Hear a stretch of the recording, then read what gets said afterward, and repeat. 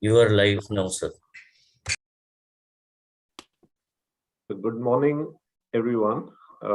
It's 30th January, 11 o'clock. It's actually time to remember Gandhiji.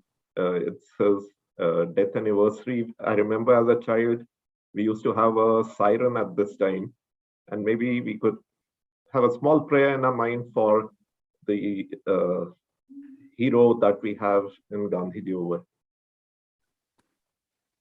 Today, it's a nice, bright, sunny day, and we're missing having everyone over here for a physical meeting.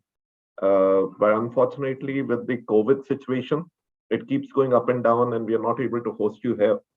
But I'm sure we're going to have a great program. We have a scientific feast of some very interesting cases, and a talk on the innovations in corneal regeneration. And we have a symposium on a very important topic of pediatric eye care and what are the interventions that are taking place today in that. And I would like to thank our sponsors, Avesta, for helping us with organizing this meeting today. And with that, I would like to hand over the proceedings to a very dynamic secretary and president, Dr. Goyal and Dr. Bhalla. Over to you. And thank you for giving us this opportunity to host this meeting from Dr. Shroff's Charity Eye Hospital. I welcome you all to the first DOS monthly clinical meeting at Shroff Charity Eye Hospital. This is the first meeting of our executive. I declare the meeting open and hand over to the secretary, Dr. J.S. Bhalla, to start the meeting. Thank you, sir. We all are really excited to begin our academic calendar of the new year of the new executive. And I think we are fortunate to make beginning of our innings from Shroff Charity Eye Hospital, which has always given us very nice academic feast, and we look forward to excellent presentation of excellent cases, and we have very nice speakers lined up and excellent mini symposium also. Although we missed the real hospitality, but Umang has promised us, and right now we'll be satisfied with the virtual hospitality which they are dishing us out today. And before I start, I'll just tell all the participants how they can mark so that every presentation is to be marked. I'll just tell briefly.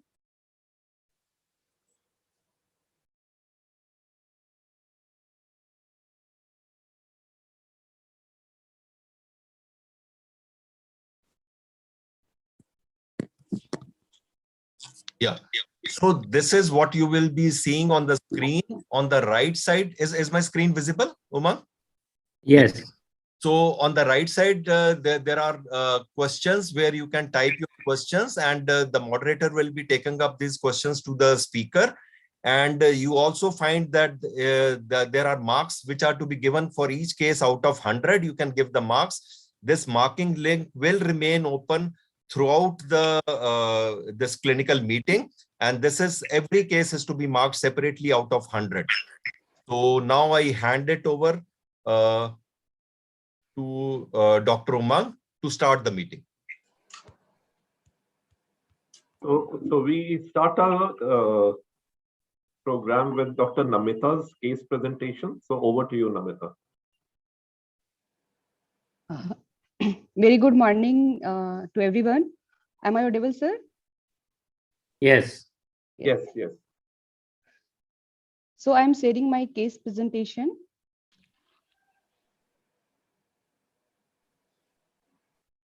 Good morning, everyone, respected panelists, my seniors, my colleague, and my juniors. Today, the title of my presentation is "The Look Behind the Curtain, a Lurking Masquerader."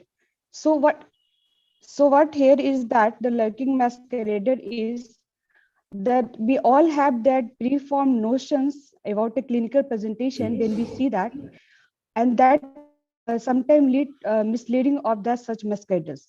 So let's see here what the masquerader is. So this is the case 1. The 41-year-old female presented to us with the swelling and pain in the right eye for last 6 months. There was no history of diplopia, fever, chronic cough, loss of appetite, and weight loss. The patient is a known case of hypothyroidism and was on medication. There was no history of diabetes and hypertension. So she was diagnosed elsewhere as a right eye dacryoadenitis and had received one IBMP and on an oral steroid on tapering dose in. You can see that right eye upper lid along that edema, and there's a crust over the skin, and the patient was also complaining of pain at that time of presentation. The vision was the 6/6 partial in the both eyes. The movements were restricted in right eye in the elevation and adduction gaze. There was on palpation, there was enlarged tender lacrimal gland that was felt, and also there was one preauricular lymph node that was enlarged, that was about 2 centimeters in the size. The summer test was in the right eye was 20 mm, in the left eye it was 30 mm.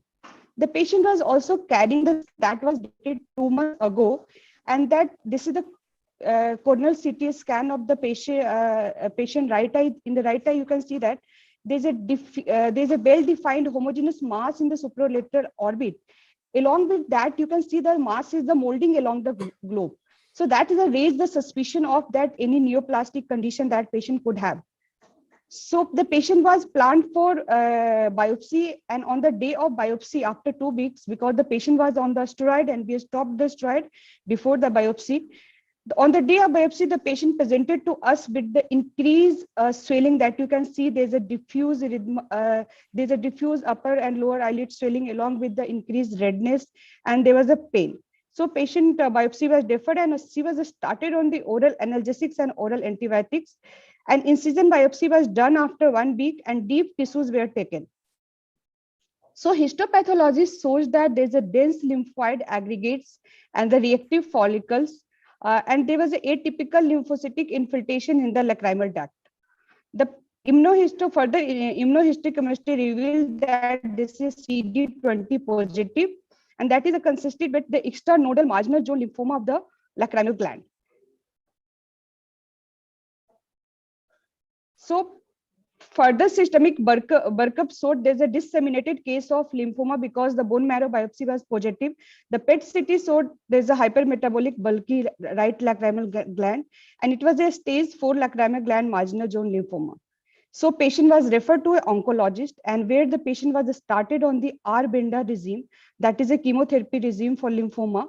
And after 3 cycles of the chemotherapy only, the patient has completely, the clinical sign and symptoms has been resolved. And there's a no PET CT also showed there's a complete resolution. And we are following this patient till now. There's a no recurrence at the 3 year. Similarly, there's this is a clinical case of this second patient, in which the patient is 69 years old female, presented to us with the lid swelling, redness, and the pain for the last 1.5 months. And she was diagnosed as a case of preseptal cellulitis elsewhere, and also underwent incision and drainage there. The patient is a known case of uncontrolled diabetes, hypertension, and hypothyroidism for the last 20 years and on medication. The vision was the 6/60 in the right eye. In left eye, it was 6/6 part, and the extraocular movement were normal in the both eyes. People were always in both eyes were normal reactive. So when we take in the detailed history, how it started, the patient shown the previous photograph before our presentation, and you can see that in which it started like the preseptal cellulitis like features with the diffuse eyelid swelling and the redness, but the patient doesn't have very much tenderness at this time, as patient said, not having pain this time. So it progressed further, and patient was started on the oral antibiotics elsewhere, but patient was not responding to the conventional treatment. Patient presented to us in this condition, and there was on palpation, there was no lymphadenopathy. However, on the when we took the detailed clinical history, the patient revealed that she has received chemotherapy in the past for B-cell lymphoma of the axilla lesion in the 2016. So this is the photo post biopsy. You can see that there's a nodular ulceration and over the lesion. The biopsy was shown atypical mononuclear cells along with that chronic inflammatory cells in the background. And immunohistochemistry showed CD30 positive. However, the ALK was negative, and PET-CT showed that FDG nodular area in that right side of the skin and the eyelid. So this diagnosis was consistent, this immunohistochemistry was consistent with the anaplastic large cell lymphoma, as it is the CD30 positive. So the patient further referred to the oncologist for the further treatment. However, during course of the treatment, patient got COVID-19 infection, and patient could not recover from that and later succumbed to this disease. So I just wanted to highlight with both of this case that what is a common in both these cases are that these both patients are presented to us with the preceptor cellulitis like features in the initially, and that we often lead to the misdiagnosis because we consider it as a cellulitis case. However, all cellulitis is not an inflammation. Lymphoma can be possible masquerade in such condition. So the take-home message from my two clinical cases are that everything looking like clinical infection and inflammation is not infection. Lymphoma, especially T-cell lymphoma, can present with cutaneous ulceration and cellulitis-like feature. Any patient having the refractory lid swelling, not responding to the conventional antibiotics, and having this kind of diffuse erythema and induration with minimal tenderness could suspected of something else of diagnosis. And detailed clinical history is also very important to place the right diagnosis. As I mentioned in the second case, the moment the patient told me about that, the clinical history, my suspicion about this entities for something else is raised. So detailed clinical history is also very important. Thank you.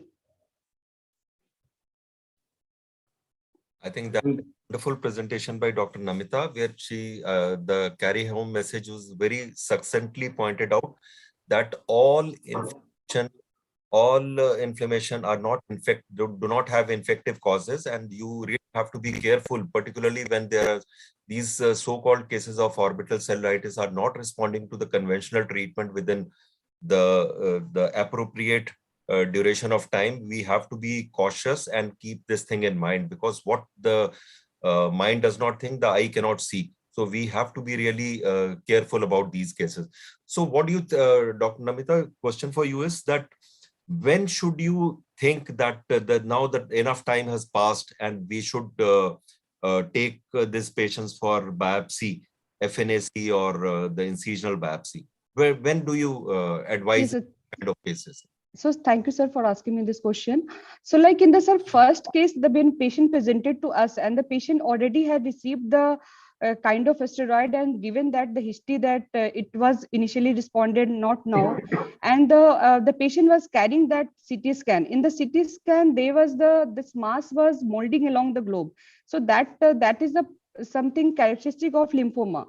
So even the clinic, the radiological findings should be well read, that this patient is not responding to your conventional treatment, even the steroid, the patient is having persistent inflammation, and the patient is underlying having etiology, that is something suspicious of something else. So that is a indication for biopsy in the first patient. The second patient also, sir, in this patient, the second patient, when they presented to us, the patient already had received the all kind of that oral and IV antibiotics from elsewhere.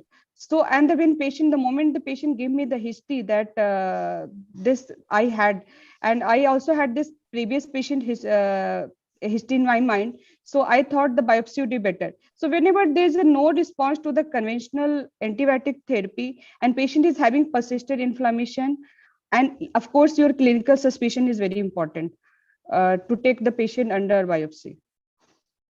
Why was the first patient given this thing intravitreal methylprednisolone? So said? Not intravitreal, sir, intravenous. Oh, sorry.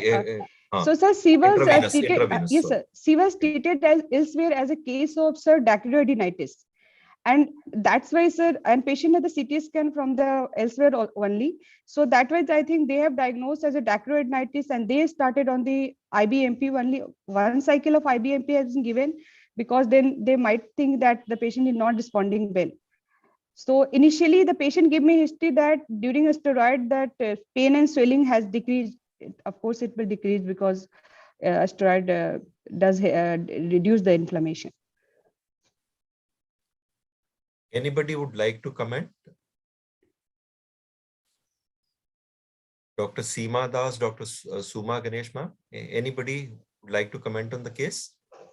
Just Dr. Bhalla, just to kind Yeah. of, add what Dr. Namita has said on the question about when to biopsy, because that's the very important thing, and that's possibly is the intervention which is going to clinch the diagnosis. What we also routinely follow is any such atypical case where we have an iota of suspicion that it might not be a typical inflammation or a typical infection, based on either the response to antibiotic or to the response to steroid. Whenever we are, even if it's a cellulitis and we are planning to drain, presuming that there is an abscess or something, we always send the material for histopathology also along with microbiology. So I think that's another important point. Wherever we have doubt, whether it's a cellulitis or any other benign looking pathology, but if there is a doubt, there is no harm in sending the material for biopsy also along with other routine investigation. Thank you. I think so. With that, we come to the second case, and second case is to be presented by Dr. Rushil Kumar Saxena, and he's going to talk on Douse the Fire, a case of acute retinal necrosis. All yours, Dr. Rushil. Yes, sir. Good morning, sir. Am I audible? Yeah, you are audible.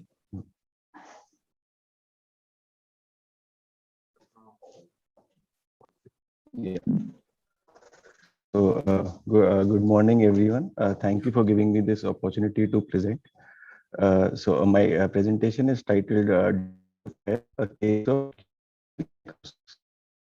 So, the case is of a 11-year-old male child who was a resident of Shastri Nagar. He presented to us with complaints of redness in the right eye since 3 days. He had actually consulted elsewhere 2 days back and was prescribed antibiotic eye drops for the same.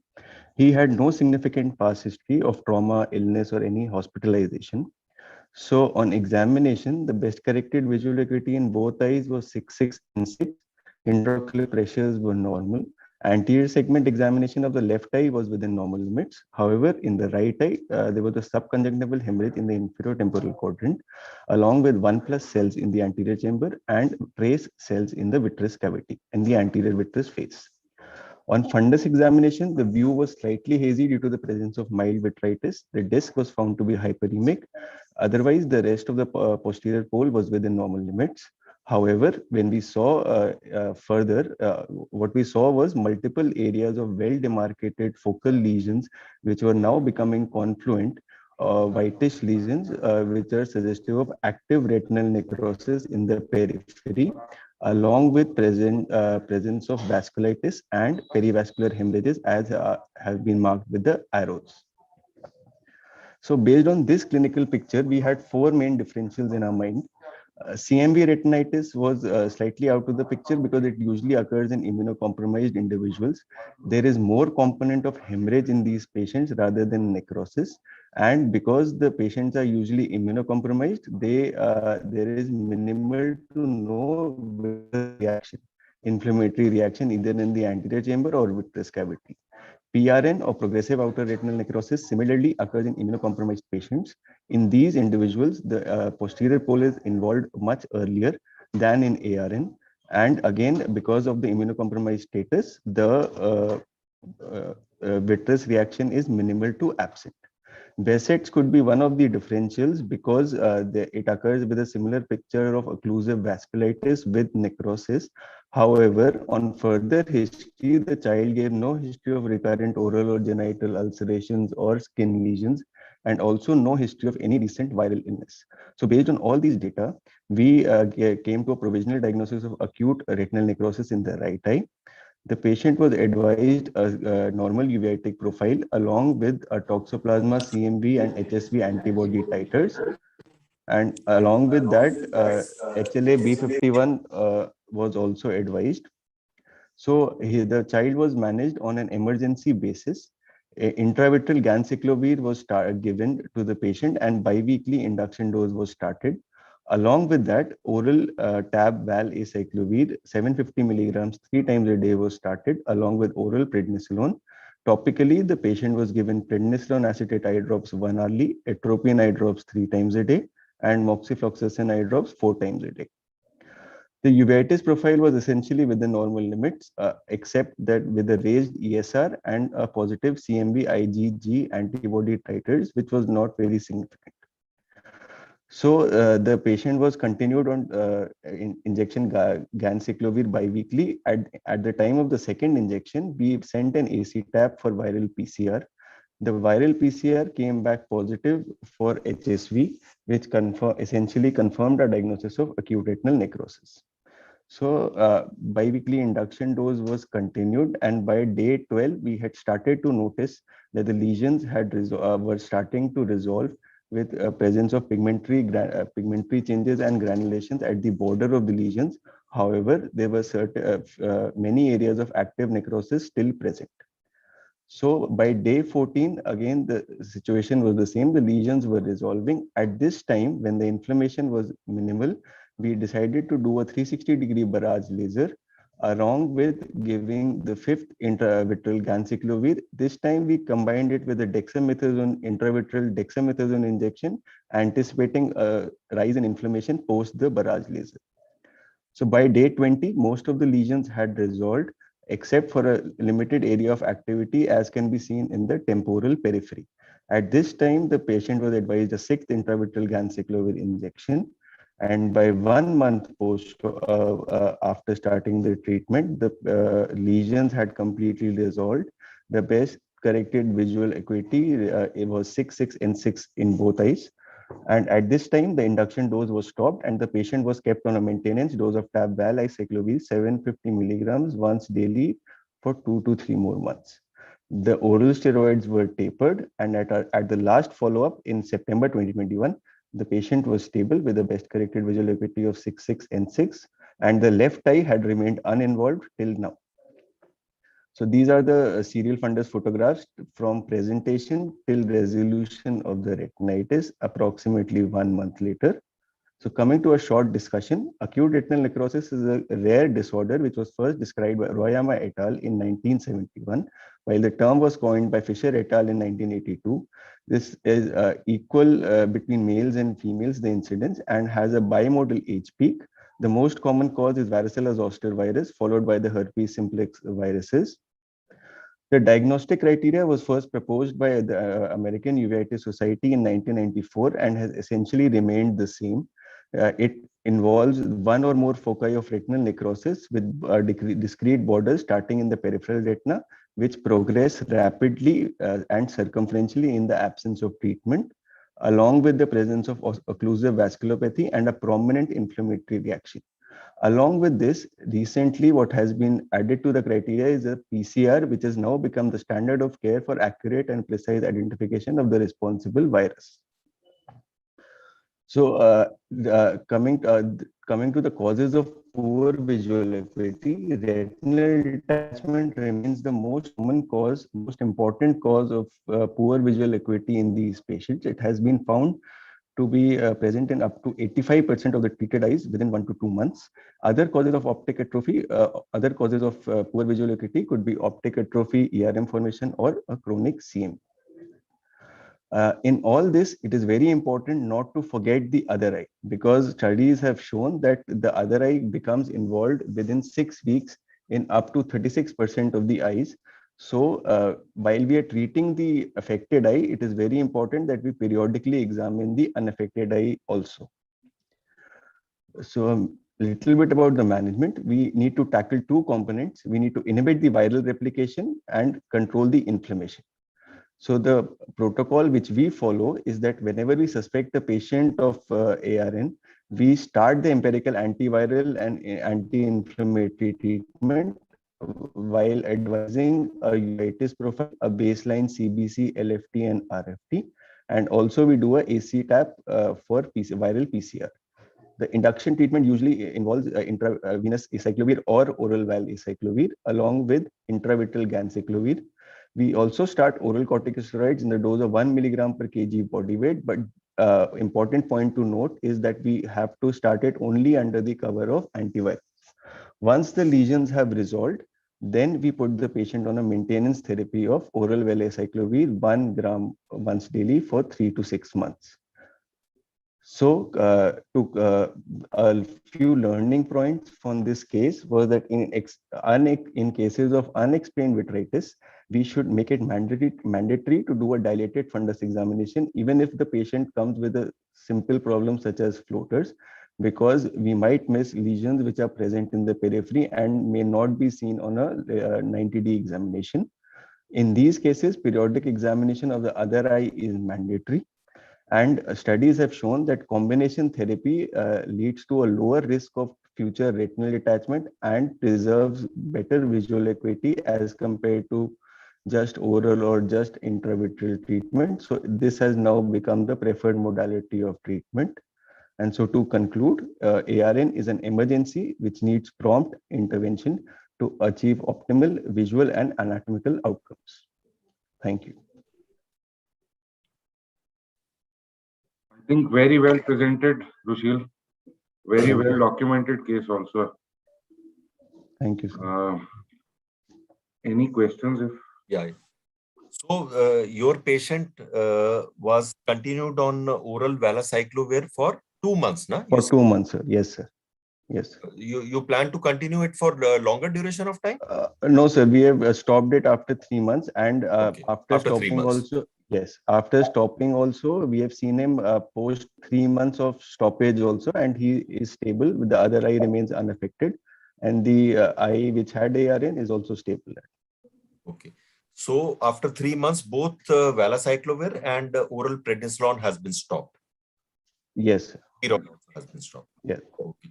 So, and what will be the schedule of follow-up of this patient now? That now since it is stopped, Now we have, this patient is stable, the lesion is stable, and the yes, sir. also recovered from 6/60 to 6/6. So what will be No, the sir. Visual acuity was 6/6 to start with. It is maintained at 6/6 in 6 from the start, and we keep him now. We are following him up after 4 months. Okay, after 4 months. Yes. Right. So I think it was a very nice case, very nicely presented by Rushil. Thank you, sir. Carry home messages from there that any case of vitritis, see, this was an 11-year-old child which had potentially blinding disease.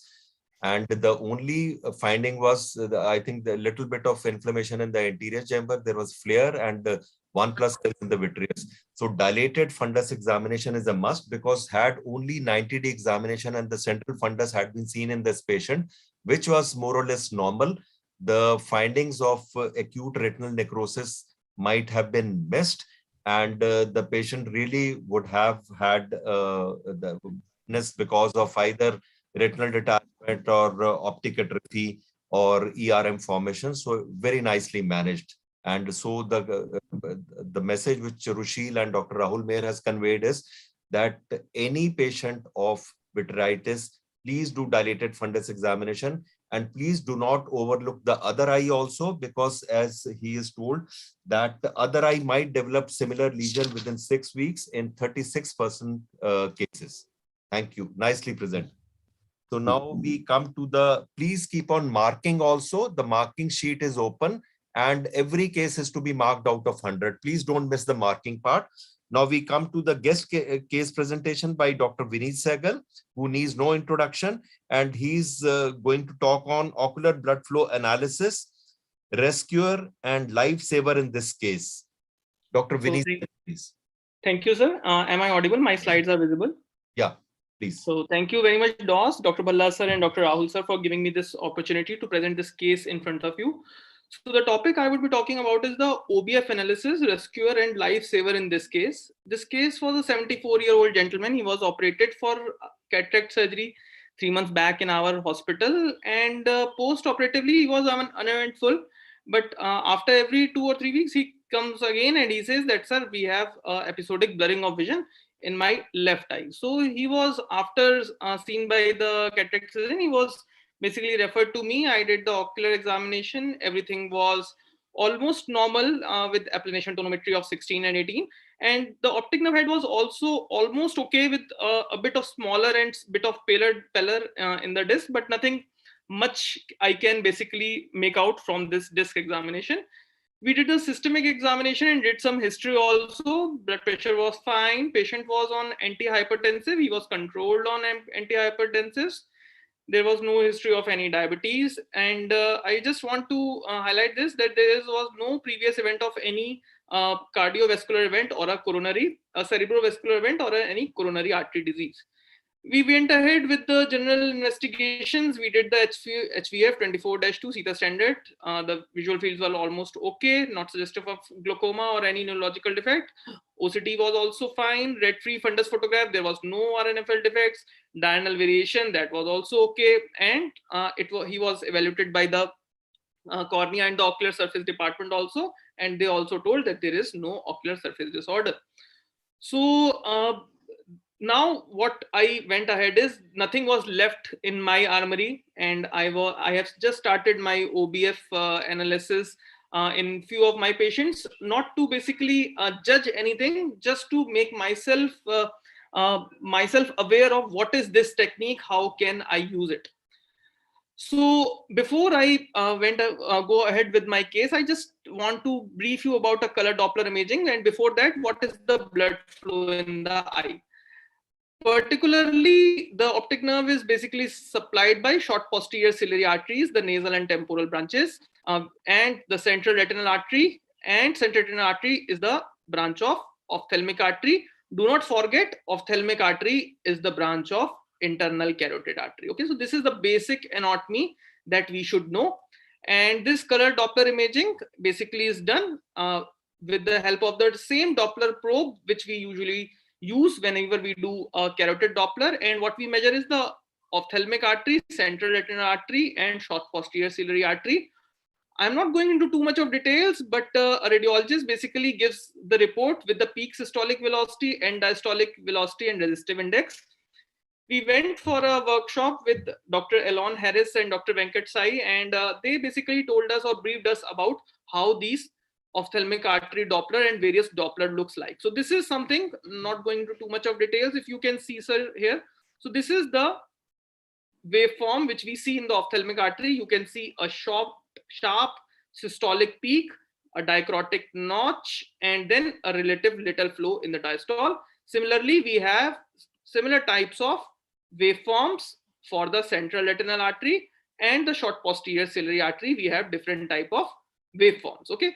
So then when we saw this patient, the values were almost okay. We were not having any standardized data, but what I can see from this waveform in this patient was, this was looking slightly suspicious. So if you can see, this was looking slightly suspicious. And I told the radiologist to just do an internal carotid artery Doppler also. So before I go with the internal carotid artery Doppler, this was our patient. I just highlight, this was our patient, if you can see, and this is a normal one. So definitely some ectopics are coming here. And then we went ahead with the carotid artery Doppler and see what we find here. We see 100% blockage and no flow around the left internal carotid artery. So from something which we were basically thinking that there can be functional complaints or there can be something like amaurosis or something. So just by doing I'm not saying that we are doing the ocular blood flow analysis in every patient, but just seeing how it is done, just seeing every part of this waveform or every part of an investigation can basically lead us to know something very, very important for the patient, which can basically then be treated, or there can be some management done so that we can basically save the life. So the learning from my case is that the eye as a window to the body is there. Not only look at the values of your investigation, see the basic waveforms also of ocular blood flow analysis or whatever analysis you do. Every patient having a CDI for OBF should definitely undergo a carotid artery Doppler also. And management requires not only ophthalmologists, it also requires the cardiologist and radiologist. So what I want to talk about the color Doppler imaging, though it can give the vital clues regarding the optic blood flow to the optic nerve head, I just want to basically tell you it is still not standardized like other glaucoma investigation. You should not change or decrease or increase your medications just on the basis of this. The treatment protocol should not be changed. And we have, in my study of around 60 to 70 cases, most variability is seen with the short posterior ciliary artery because we do not know whether we are basically looking at the nasal or temporal, and advanced glaucoma, whether it is angle closure, open angle, have lower peak systolic velocities as compared to the early glaucoma. So I would basically say do not change your treatment, but definitely this technology or this investigation can also tell you about the hidden cardiovascular pathologies which were earlier not diagnosed. Before I end my slides here, I just want that we all should basically move ahead like a team for the benefit of the patient. Thank you, sir. I think that was a very illuminating talk by Dr. Vineet, where he's highlighted the importance of ocular blood flow analysis. Vineet, what subgroup of patients you will like to do ocular blood flow? Like you already pointed out that it should not be done in each and every patient. Definitely, sir. So in our clinical practice, what I should basically recommend is any patient first is a normal tension glaucoma, any patient who is basically having a cardiovascular pathology per se, if he is on various antiplatelet drugs or something like that. And I would say that if the patient is progressing even after reaching the target IOP, in these cases, I would basically go for a ocular blood flow analysis. If that cannot be done, at least I would go for a 24-hour BP monitoring in these cases. I think very rightly said. So the carry home message is that in patients of normotensive glaucoma, patients of glaucoma who even after achievement of target intraocular pressure show progression, patients with disc hemorrhage, these are the patients in which the ocular blood flow analysis can be done. And one of the modality which is the most commonly used one is the color Doppler imaging, although we have other modality also available. But the main problem is one, as stressed by Dr. Vineet, localization of short posterior ciliary artery is difficult, although CRA and ophthalmic artery analysis can be done. But short posterior ciliary artery still gives variable reading. And the parameters to look for are peak systolic velocity and diastolic velocity and resistive indices. Thank you so much, Dr. Vineet. Now, thank you for the opportunity. The clinical talk, and this is to be given by Dr. Abha Gaur, and the topic is liquid cornea, fact or fiction. So let's hear from Dr. Abha Gaur. Good afternoon, everyone. Can you see my screen? Yeah, we can. Please go ahead. Yeah, so today I will be talking about liquid cornea, fact or fiction. So where are we in the liquid cornea? Not a very long time ago, you would have seen this article in the Times of India, and it sounded very promising. So let us discuss where exactly we are with the liquid cornea formulation. I will start with a case of a 13-year-old male with an uncorrected distance visual acuity of counting fingers and a BCVA of 6.9, as you see on his photographs. He has advanced keratoconus with Vogt striae, also significant vernal keratoconjunctivitis, and both of these not very good prognostic factors for vision if the child does not accept a contact lens. If you see this, a 26-year-old female presenting with sudden diminution of vision and watering on examination has corneal hydrops and underwent a corneal desmetopexy. Again, vision did improve with a scleral lens trial. This patient, a 30-year-old female, had history of diminished vision during pregnancy, did not notice any vision loss before, probably had progression during pregnancy and then presented with hydrops. So what are these options that we offer to these patients presently? Cross-linking, again, does not work very well in advanced keratoconus, hasn't been proven for corneas less than 400 microns with good results in the long term. A contact lens trial is what we do for everybody. A keratoplasty in case of advanced keratoconus, but then as you see in these photographs of a keratoplasty done for keratoconus, they do come with their own share of complications, suture infiltrates and rejection. So what is new that we have to offer? In this talk, we will be discussing a little about the bioengineered cornea and also how is it that the mesenchymal stem cells are helping in the healing of the cornea. So this is an article that was published recently, a year back, which was on stromal regeneration for keratoconus. We have heard a lot about decellularized donor corneal stromal lamellas that have been put, the femtosecond laser-assisted stromal reticule addition that has been done.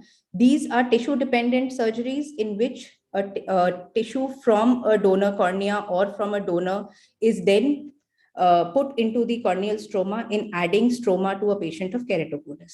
What also has been tried in this review article is adding of recombinant cross-linked collagen or human recombinant collagen, and also the autologous adipose-derived adult stem cells, which are derived from the samples of liposuction. This has also been proven with comparable results to that of basement membrane or a Bowman's membrane transplant as well.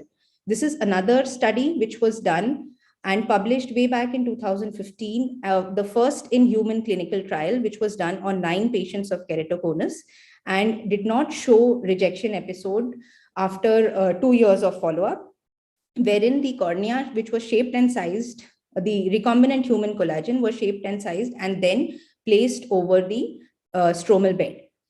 So just a little about collagen. As we know, it forms 90% of our corneal stroma, and it is also found in various other animals in the animal kingdom, wherein it can be taken and used. But then it does have the animal source collagen does have its disadvantages of being the vector for prion diseases and also having a high level of chances of rejection because it is of the animal origin. The origin is from the animal kingdom. So this is what was made, which is the recombinant human collagen. It is a triple helical recombinant collagen, which contains the same amino acid sequences and a similar extent of proline hydroxylation as the natural occurring collagen. It has multiple different, basically what the helix formation is different, and then it is classified as a human recombinant collagen 1, 3, 2, different varieties. It is 1 and 3, which is most commonly seen in the corneal stroma. This has the advantage of lesser immune reactions and also lesser risk of transfer of the infectious agents. But then this again has been the monopoly of certain companies that are making it. It is expensive, and but then when used, it definitely has good results. This is a video wherein the human recombinant collagen is being used to treat a patient of corneal scar. Using a femtosecond laser, the dissection plane is made and the plane is dissected off manually by lamellar dissection. A small lenticule of the recombinant human collagen is placed after placing droplets of fibrin glue over the bed. It is placed and it is put in position with the help of mattress sutures and under the cover of an AMG. On follow-up of this was a study which was published in the Nature journal, and it had 3 groups of patients that were included: infection, burns, and the others, which were neurotrophic keratitis and patients of limbal stem cell deficiency. And in both the group 1 and group 2, where there was no significant limbal stem cell deficiency, as you see in the photographs, the lenticule that was used appears to be well taken up. And the other advantage is it gets epithelialized. It is the the recipient cornea which epithelializes this lenticule, and hence it is held in place. So now what has liquid cornea added? Liquid cornea, which is like a versatile solution for different corneal problems. As you know, we have evolved over time. ICCE has further evolved to now femtosecond cataract surgery. Keratoplasty is evolving into DMEC, and also the conjunctival limbal transplant that was originally a large area of the limbus was taken and then placed over the diseased tissue, the conjunctival limbal autograft, further moved into CLET, wherein the culture of the limbus was cultured in the lab and then placed on the cornea. And now what we have is SLET, wherein this same growth, that is the tissue that grows is grown over the surface of the cornea itself. So like it has evolved, we now have the lenticule that was originally the bioengineered cornea evolving to the liquid cornea, which gives a formulation which grows and which divides over the surface of the cornea itself.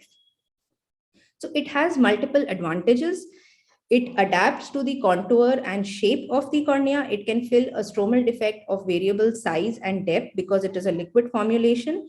And it can also allow you to add growth factors or exosomes into the formulation. You can add the factors to keep inflammation down. You can add growth factors, TGF factors, etc. It also allows the addition of cross-linkers. These cross-linkers help in the firming up of the tissue. Once this drop is put onto the cornea, it helps in it helps in solidifying the tissue in itself, the biomaterial in itself.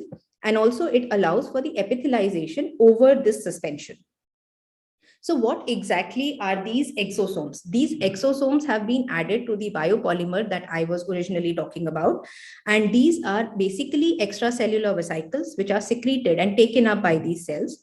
They contain multiple factors like RNA, protein, DNA, etc., and affect the function of distant cells, such as triggering the regeneration. So once these are placed, they act as a bio-ink. They provide natural and scarless healing. Because this formulation contains these exosomes as well as the hydrogel, when applied to the wound, they promote the tissue regeneration and restore healthy healing.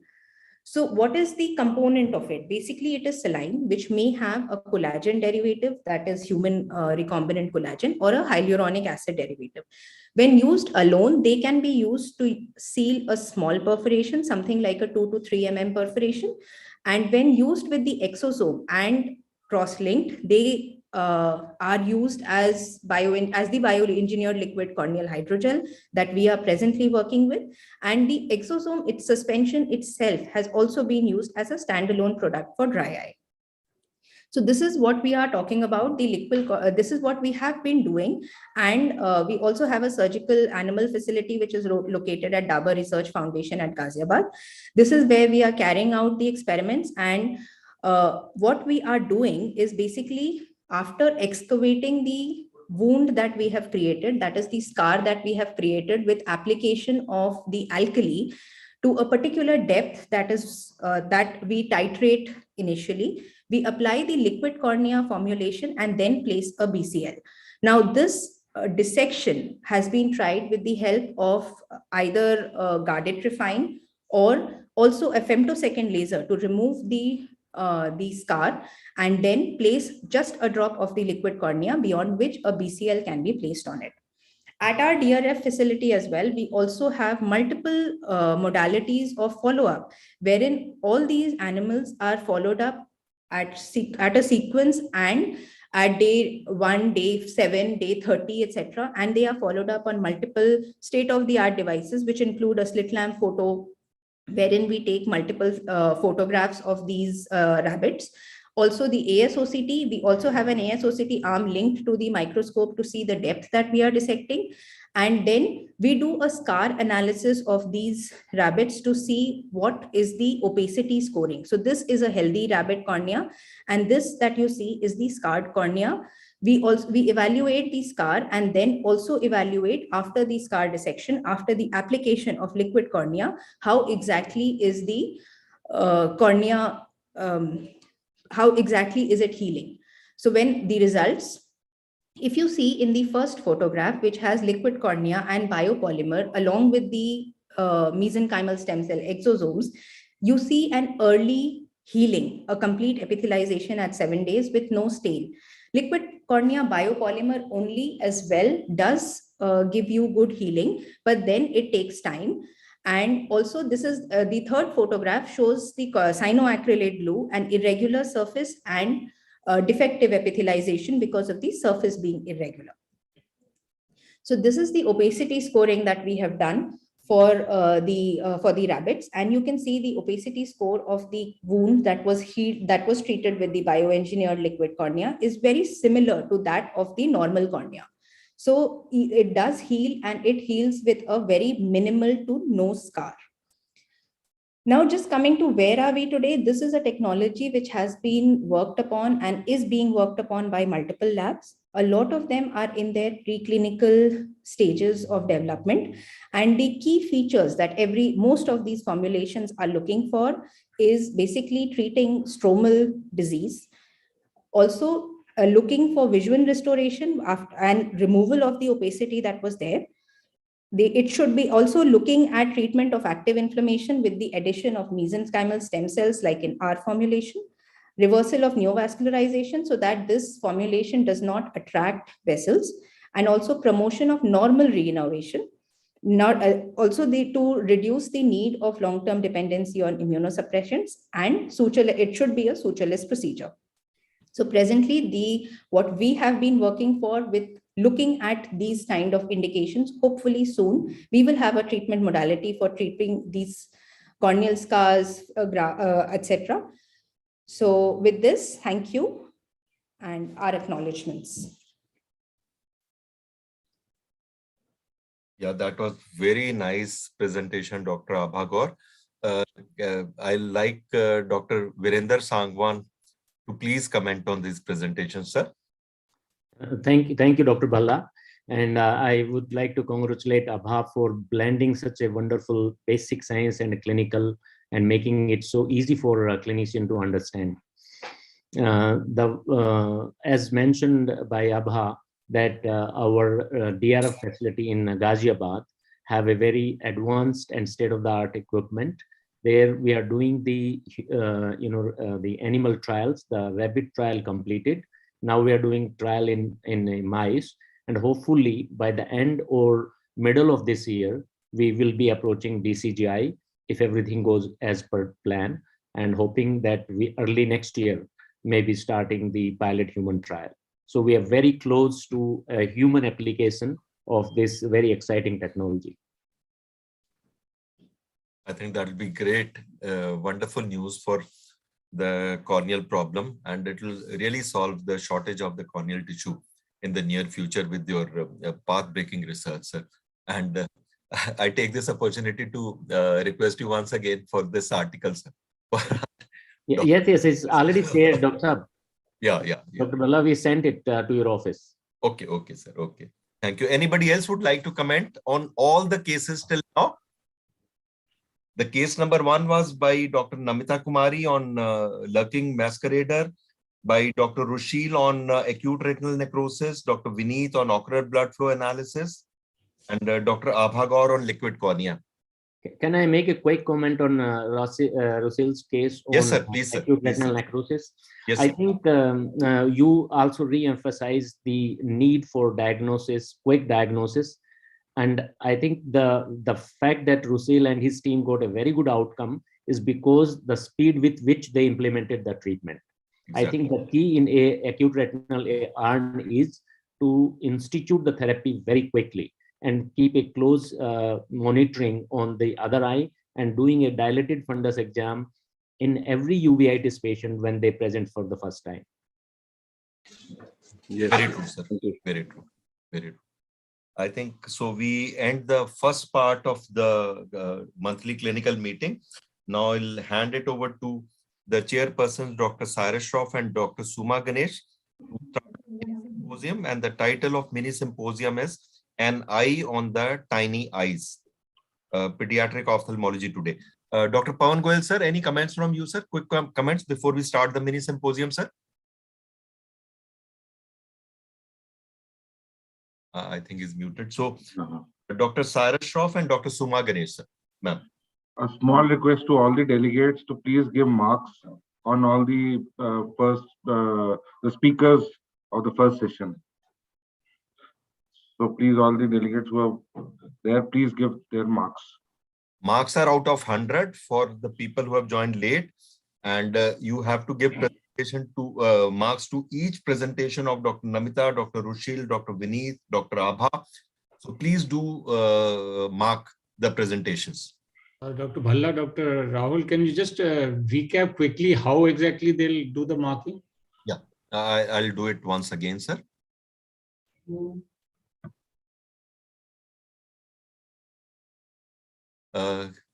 Can you see this screen?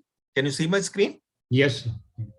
So on the right-hand side, in the greenish box, you see the questions where you can type the questions and submit. They'll be taken up for them to be answered by the moderator or the presenters. And on the left-hand side in the purplish, you find this is the marking box. And these marks are to be given out of 100. And this is against each presentation, the box is there. You can mark it by clicking up or down.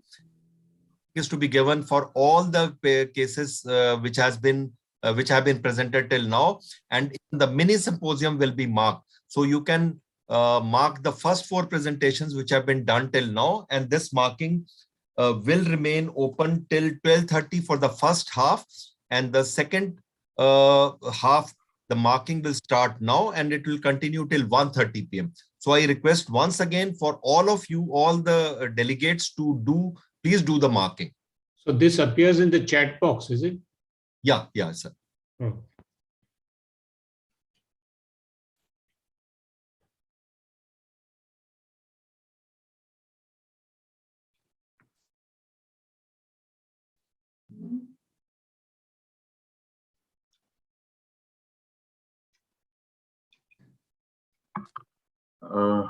Welcome, Cyrus sir and Suma ma'am.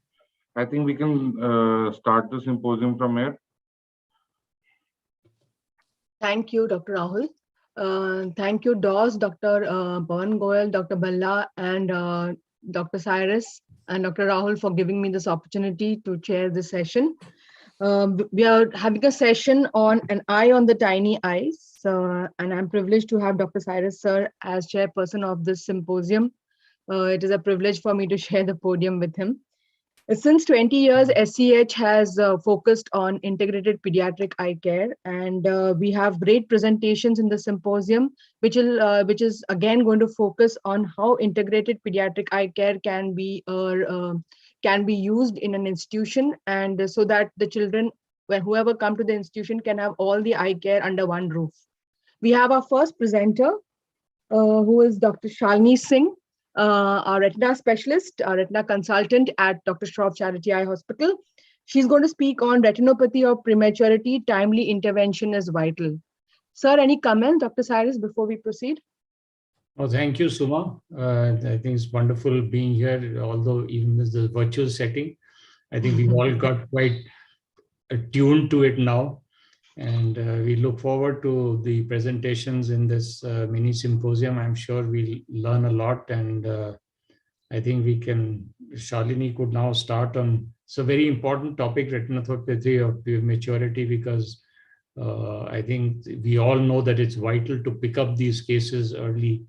And just as Dr. Songwan mentioned for the previous ARN case, I think if you pick them up early and treat them in time, then the results are very gratifying. So I think Shalini will be focusing on that. Shalini, can share your screen. Is my screen visible? Yes, I think you'll have to do slideshow. Thank you, DOS, for giving me this opportunity to present on retinopathy of prematurity today. At the start, I would like you all to meet these 2 babies. Baby 1, who was born at 29 weeks, 4 days with birth weight of 1.5 kgs. There's a history of stillbirth of the other twin. There's history of ICU admission for 7 days for this child for jaundice and sepsis. Patient was referred to us after discharge. On examination, the baby was diagnosed to have ROP zone 2 stage 3 disease with plus. Laser photocoagulation was advised to this baby. This is a picture 6 weeks after laser treatment, in which the ROP has regressed totally and the plus disease has vanished. Now moving on to the second baby. This baby was born at 29 weeks with birth weight of 1.4 kgs. There's history of neonatal ICU stay for 10 days at a district level hospital in UP. Parents noted poor fixation at the age of 3 months, and the child was brought to the hospital. On examination, there was white reflex. Ultrasound was ordered, which showed stage 5 ROP with closed funnel configuration in both the eyes. These 2 babies, who had almost a similar perinatal period and a similar birth history, fared very differently. And the only difference was that this child had that this child has a very early access to the ROP screening, and this child was never referred for ROP screening. Let us see where the problem is. So the problem here is that with the increased health facilities and the increase in the NICU and SNCU facilities, the neonatal mortality rate of India has decreased. But the surge of these NICU facilities is not compensated by the equally enlarging ROP screening facilities, which has led to the ROP epidemic, leading to large number of babies who are at risk for blindness from ROP. Imagine the burden of the disease, with India being #1 in preterm births, with almost around 35 lakh preterm births in India every year. Out of these 35 lakh preterm births, at least 2 lakh of these babies will have some form of ROP disease, and around 20,000 of them will need some form of ROP treatment. In contrast to this, we just have 20,000 ophthalmologists in India, out of which only 2,000 practice vitreoretina, and only a handful of 215 are the ROP specialists. Just imagine the disparity between the number of treatments, which is 20,000, and the ROP specialists, which is 215. It is estimated that around average of 39 screening examinations and 19 hours of ophthalmologist time is necessary to detect one single case of threshold ROP. But isn't it worth it? So the need of the hour is to have the systematic ROP screening programs and increase in the workforce of screeners. We at Shroff Charity Eye Hospital, in collaboration with the USAID and Delhi government-run NEEV initiative, are running a program in which we are associated with various neonatal intensive care units of various Delhi government-run hospitals. At present, we are associated with the 8 hospitals, and in future, we plan to enroll more hospitals. When we enroll a hospital, at the start of the program, we hold this sensitization and orientation programs in which we engage the pediatricians, the gynecologists, the NICU staff, and everybody who is in charge of the neonatal care, and guide them and enforce them and tell them what is needed from their end, and why ROP screening is a time-bound disease and a timely intervention is needed.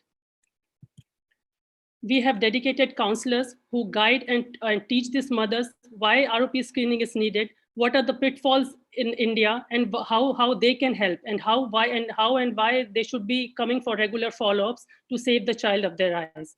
We have a dedicated helpline number for ROP. The screening is done at the NICU in these hospitals on a dedicated fixed day in a week. If the child is very sick and can't be transported to our base hospital, the treatment is also done at the NICU. During our program, we are also training non-retinal ophthalmologists. Our fellows from different specialties are trained over 2 to 3 months, depending on their skills of indirect. We validate their findings, and once we feel comfortable, they are certified and they become independent screeners for ROP. Thus, this is our effort to increase the workforce for ROP screeners. Now, moving on to our ROP screening protocols, we all are aware, sorry. Now, first I would like to show our data, which looks very promising this is the data from February 2021 to December 2021. And the number of babies screened is 702. We have done around 66 number of lasers, and 18 babies have been treated with anti-VEGF injections. Now, moving on to our screening protocols, we all know that to define an ROP, the zone of the disease has to be defined. The stages ranging from stage 1 from demarcation line to stage 5, which is the worst case scenario of total retinal detachment, is needed. I would like everybody to pay attention to this area, which is the plus disease. I want everybody to pay attention to this because this is the stage which even can be picked up on a direct ophthalmoscope. I know that the ROP screening has a learning curve, but this part of the disease can be picked up even with a direct ophthalmoscope because it is usually associated with the non-dilating pupil. There is accompanying vitreous haze, and there is iris neovascularization.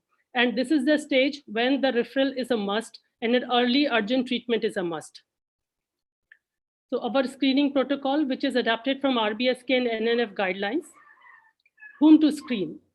Any baby who has birth weight less than 2 kilograms or gestational age less than 34 weeks has to be screened. But these two are not the only criteria. Even if the gestational age is more, but the child is having any of these risk factors, including the prolonged oxygen therapy, neonatal sepsis, respiratory distress syndrome, or a history of blood transfusion, they have to be screened. When to screen? Every baby should receive first screening within 4 weeks of birth. And babies who are born very premature or of very low birth weight should be screened early at around 2 to 3 weeks after delivery. Where to screen?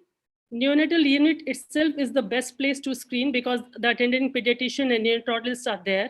But if the screening is done at the ophthalmologist office, there should be arrangement for the resuscitation equipment. The dilating drops, we do not dilate ROP babies with normal drops. The constitution of the drop should be tropicamide 0.5% and phenylephrine 2.5%. The instrument checklist that we have is antibiotic and topical paracaine, infant wire speculum or Alfonso speculum, scleral depressor, indirect ophthalmoscope, 20D, and laser if needed. So these are the basic equipment which every ophthalmologist would have in their clinic. The follow-up is according to the NNF and Indian IAP guidelines. Coming to the management, the laser is the gold standard of treatment.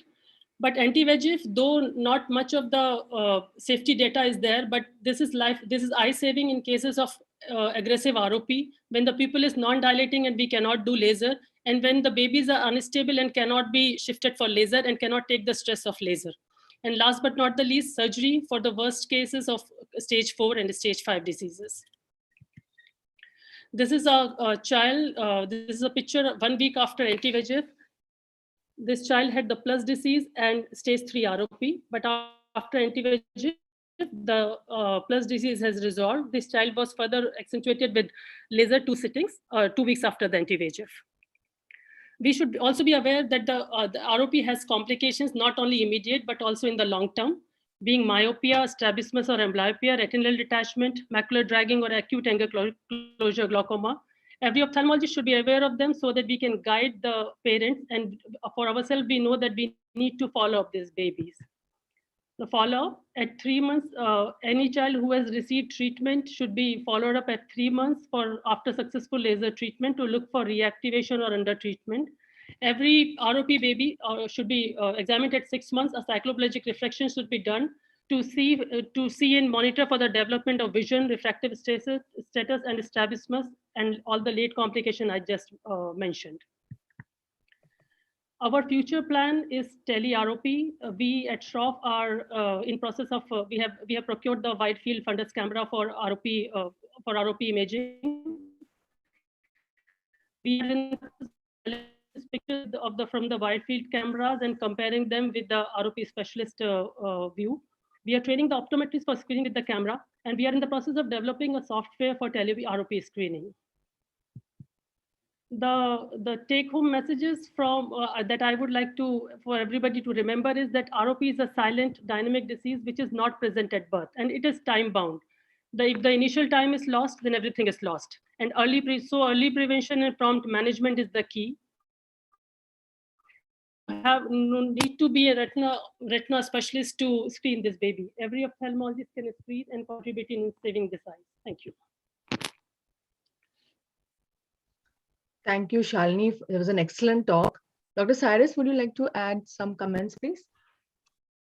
I think Shalini has really elucidated the thing extremely well, and it's heartening to see that we are undertaken this program and we're screening at these various hospitals. And I think, as she mentioned, adding the wide field cameras will really augment that also, so that then that would really enlarge the scope of the screening program and be able to detect large babies over a large area at early disease and detect them early and treat them early. I think that's vital.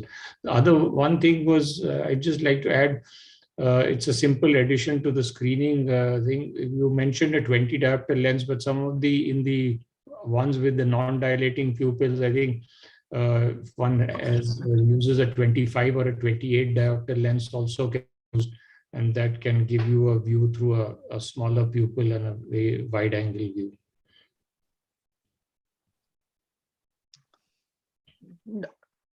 Yes, and Shalini very nicely said that we need to do early and timely intervention, because as a pediatric ophthalmologist, we still see cases coming to us at stage 4 and 5, which is very disheartening.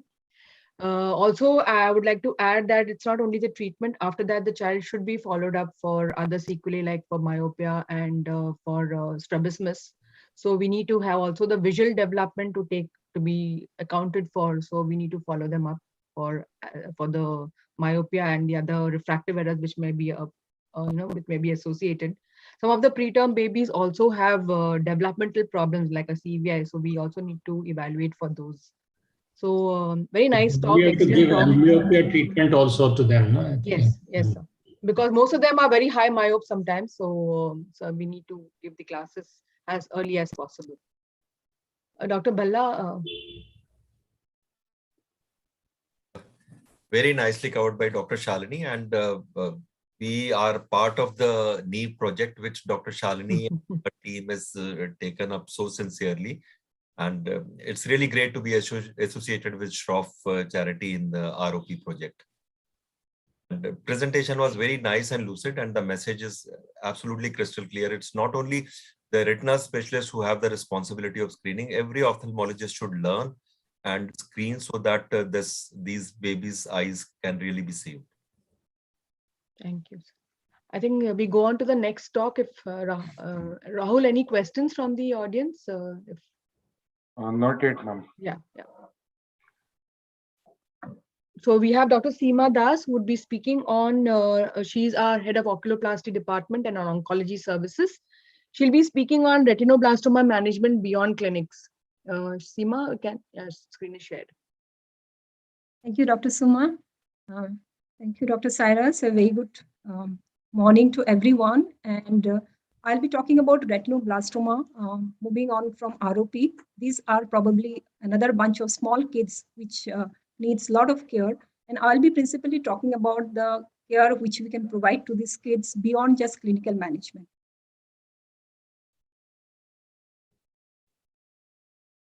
So retinoblastoma, we know, is the childhood cancer with the highest survival rate these days. It's about almost 95% survival in the Western countries, which is one of the highest in any pediatric cancer. And this is mainly because of various new treatment modalities like intra-arterial chemotherapy, where we can deliver a very high dose drug to the advanced intraocular tumors and save those eyes also. Intravitreal chemotherapy, which has helped us a lot in tackling the problem of vitreous seeds, which is a persistent problem in retinoblastoma management.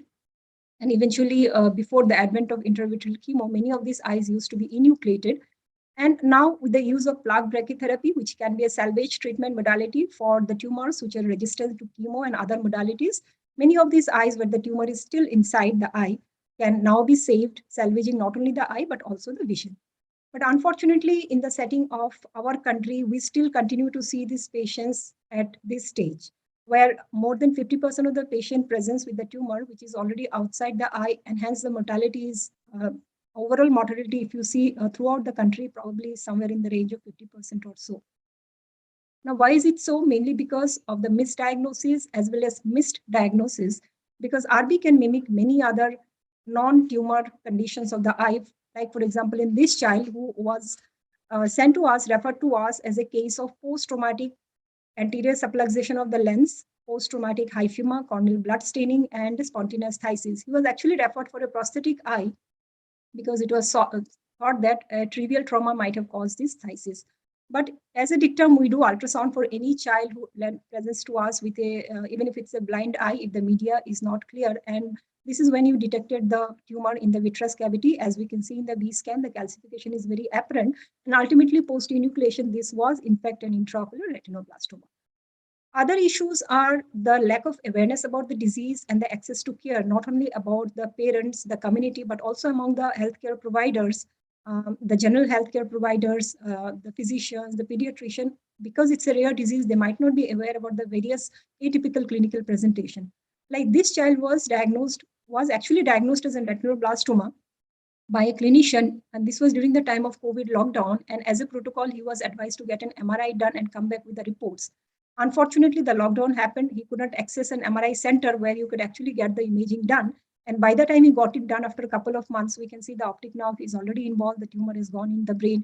And right now, he is still surviving, I would say, but having seizures and probably at the last, almost as the last stage of palliative care. So early detection and timely referral is what is required if we have to improve the outcome of retinal blastoma in our country. And we know the very important way or a very clear or easy way to diagnose RB is white glow in the child's eye. So white reflex in a child's eye, unless proven otherwise, is RB and needs further evaluation. And looking for the red reflex, screening for the red reflex is a very effective way of at least screening out those children who need a further detailed evaluation by an ophthalmologist.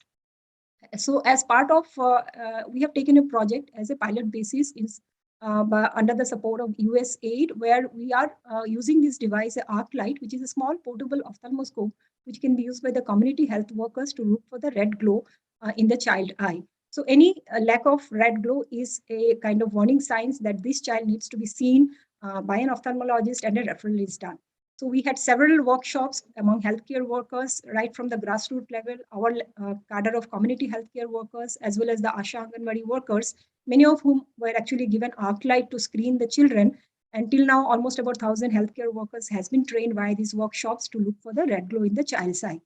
Now, you might say this is such a rare disease. Why train so many people where we are not expecting to pick up many child, but picking up even one child by these healthcare workers means not only saving an eye, but saving a life. Along with the workshops, we also created a referral pathway. We had a centralized referral number, which is given to both the parents, the healthcare workers, so that the child can easily access us, reach us, and we can guide the child at every step before they reach us for the treatment. A lot of awareness material was distributed among the healthcare workers, both at the community level. And if you see the impact of all these activities over the past 1 year, this was one child who was picked up by one of the community healthcare workers who has attended one of such workshops in one of our satellite centers. And this child, as you can see, the right eye has a white glow. So this child was referred to us to rule out retinal blastoma. And yes, he had a retinal blastoma, an advanced one in one eye. He also had a small tumor in the other eye. We started him on treatment. As of now, he's still on treatment, but looks like we'll be able to save both his eyes, responded well to treatment. As part of the treatment strategy, this child had another younger sibling who was a preterm born. This child was also called for both for ROP screening as well as for looking for RB. And he also turned out to be, he didn't have ROP, but there was a small tumor in one of the eyes of this younger sibling also. Fortunately, it was such a small tumor, which is amenable to just focal therapy. So just because one healthcare workers could pick up one child, we are able to save maybe 2 lives here. So that's the impact of this intervention. Other issues like various treatment barriers and addressing them is something which is again very important, because even if you diagnose them, if there are various other barriers like travel, transport, especially during the COVID times, this has become a persistent problem to ensure that the patients remain compliant with the treatment. Now, this child required an enucleation, was picked up again from somewhere near one of our satellite centers in the Alwar area. And because of the lockdown, they could not come for the surgery to Delhi. So we had to make arrangement to get the child picked up from the home so that they can come here to Delhi for the surgery and also drop them back to the home after the treatment was over. So fortunately, we could treat her on time. She's doing fine now, waiting for a prosthetic eye. So many such barriers like the travel support, accommodation support, support for the treatment, investigation, and most important, the counseling, so that they remain compliant to the treatment is something which is also part of this pilot project. Now, if you look at the data of the intervention over the last 1 year, we could treat 73 children of RB in the last 1 year, which is almost a 59% increase our referral over the preceding years. If you see the numbers here, and we identified treatment barriers in almost about 63 of them. And we try to address those barriers either in the form of supporting them for travel, transport, and accommodation, counseling services, etc. And with those, we could improve the compliance to about 92%, which is very good for any cancer treatment. And we are hovering around 80% in the preceding years before this intervention. Along with the interventions for treatment, we also need to take care of the rehabilitation, visual or rehabilitation, and very strong department of both visual and prosthetic rehabilitation. You can see a child here who is learned to use the braille. He's a bilaterally enucleated child. Unfortunately, we could not save both his eyes. But that's one important aspect, because as per our data, this is one study we published last year, that the health-related quality of life of the RV survivors are most affected when the eyes are enucleated. So that's one thing which we definitely need to address along with providing treatment. Other than community screening, another strategy which we can adopt is something known as targeted screening for RB. Like if we see this small child, a newborn who was diagnosed as an advanced tumor in the right eye, as you can see the white glow in the right eye, and this child ultimately required enucleation. We did a genetic testing and we found a germline mutation in this child. Now we know RB can be both hereditary as well as non-hereditary, and if it's an hereditary with a germline mutation, the child has the chance of getting tumor in the other eye also. Now, since we knew that, we kept this child on a very close follow-up, almost a monthly follow-up, though it was unilateral to begin with. And subsequently, down the line, after a couple of months, we found a small tumor in the other eye, in the periphery, which could be lasered, and this child did not require any further treatment, though he's still under follow-up. So that's another targeted screening strategy for high-risk group, which is probably going to be an important aspect in detecting tumor early in many children. Another application of targeted screening as well as genetic testing is this family where the father had both eye tumor, one eye was enucleated in childhood. The elder sibling, when they came to us, had one eye advanced tumor, other eye had a small tumor. We could not save one of the eye, but she was treated for the other eye and has some vision in this eye. Now, the younger sibling of this child, when we screened her, she was almost a year old. She also had bilateral tumor, macular tumor. Now, since she was detected at a little earlier stage, we could save both her eyes, but since the tumor was in the macular area, we could not save the vision, full vision in both her eyes. Now, this child wanted, when we knew that the mother was pregnant third time, we advised genetic counseling and we advised a prenatal diagnosis to the family, because we knew that any further subsequent sibling who are going to be born will have a very high risk of getting RB. So they agreed to it. We did a prenatal diagnosis by chorionic villus biopsy, and we did found the same mutation which all the other affected member had.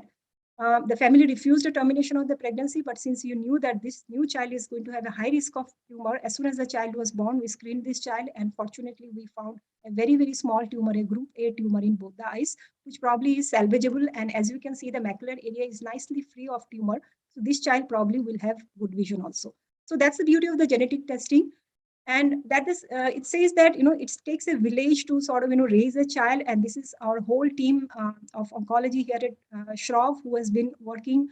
Each and every one of them has been contributing to holding health of these children a little beyond the clinical care. And if you do that, this is what we can achieve. I leave you with this small video to enjoy the song of this child. This is one of our treated patients. She has grown up now, and she aspires to be a budding singer. She is enucleated in one eye, but she is like sings it, and that's her to become a singer later on.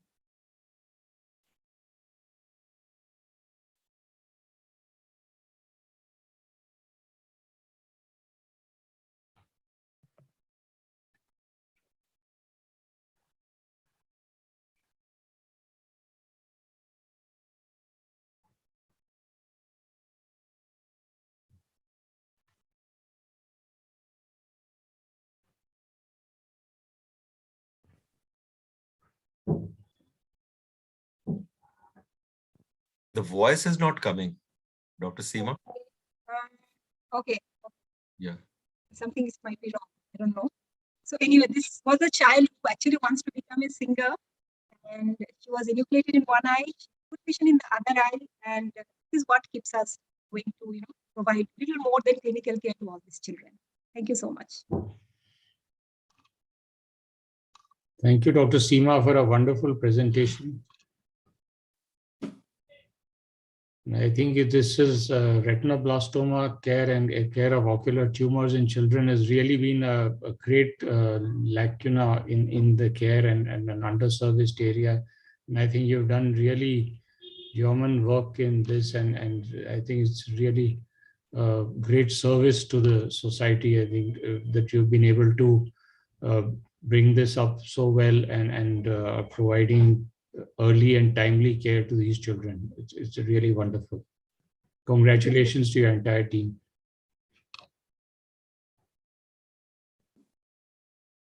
Thank you, Seema. That was an excellent presentation.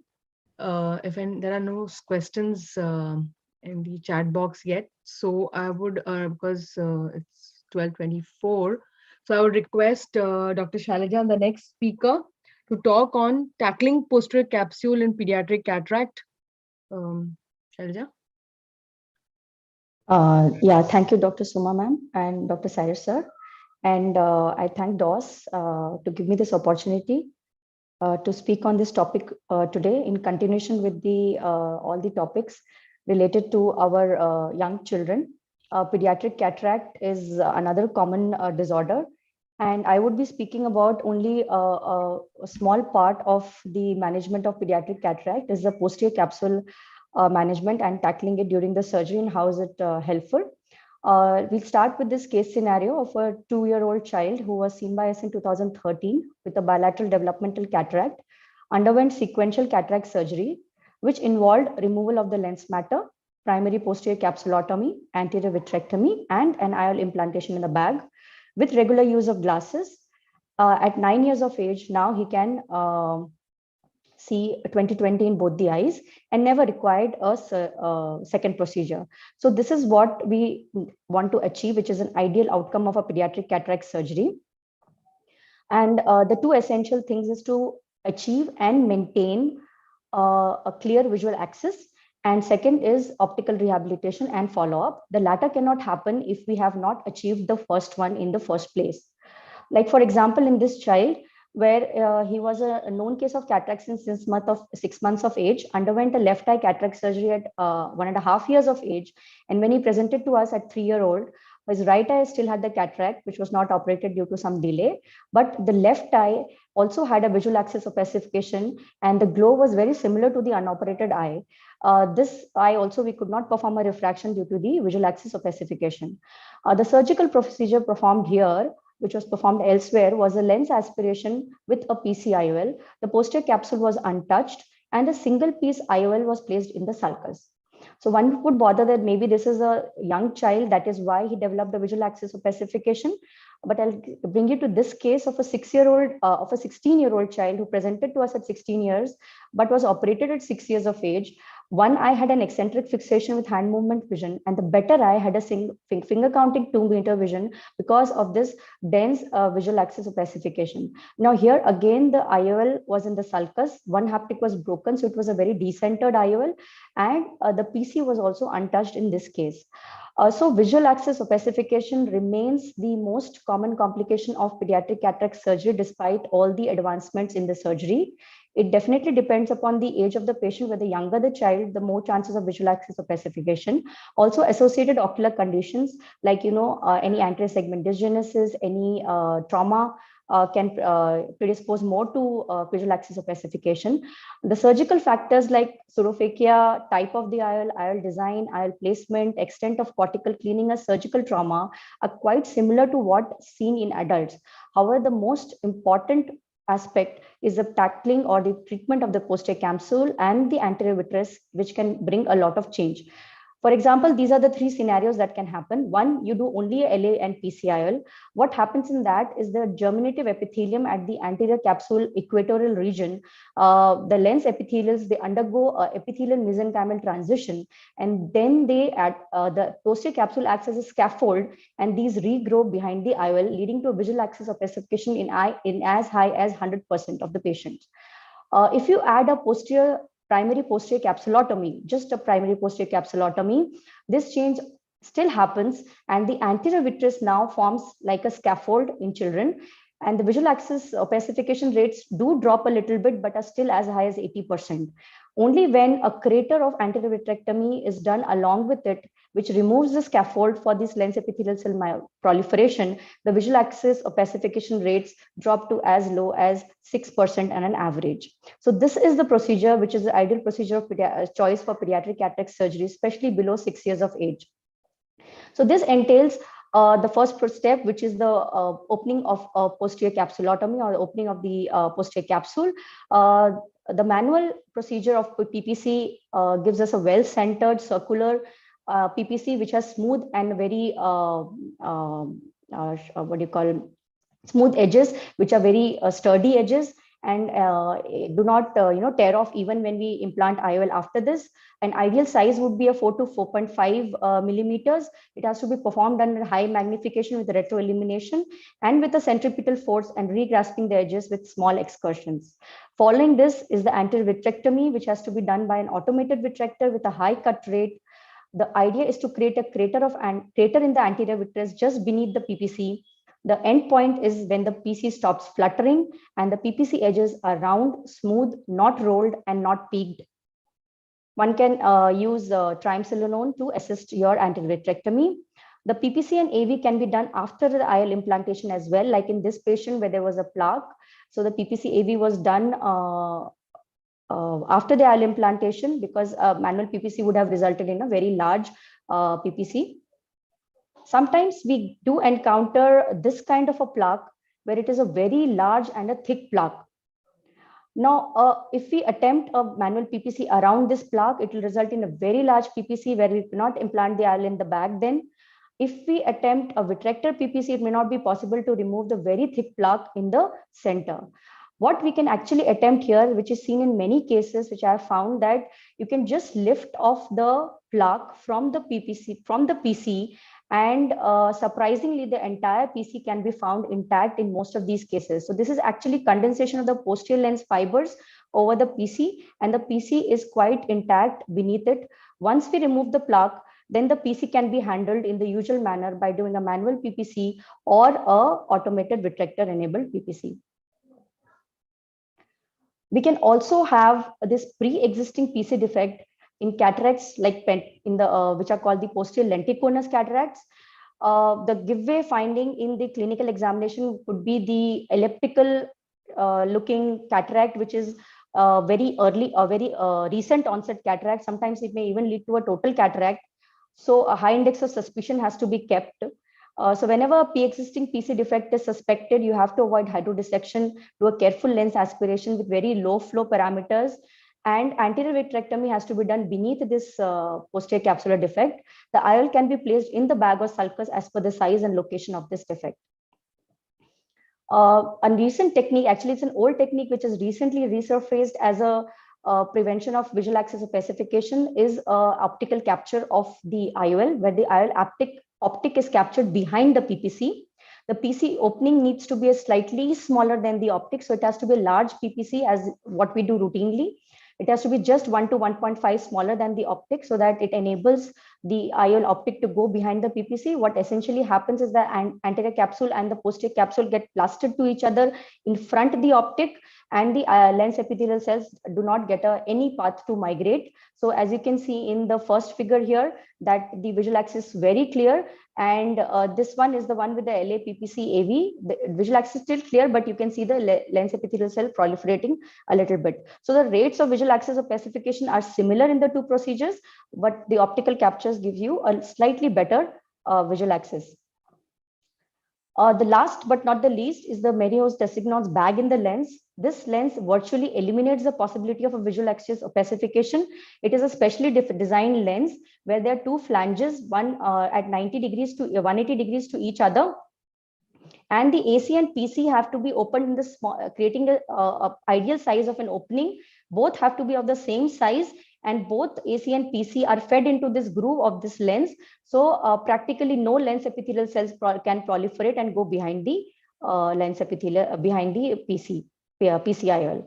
Both these optical capture and bag in the lens, you may avoid a vitrectomy also if you are using these two methods. Whatever method you choose, if it does not happen and does not help you and still there is a visual axis opacification, then you may have to resort to anterior vitrectomy or a pastana vitrectomy, membranectomy in a young uncooperative children or in children with thicker plaques. In older children who are cooperative, a NDA capsulotomy may be done.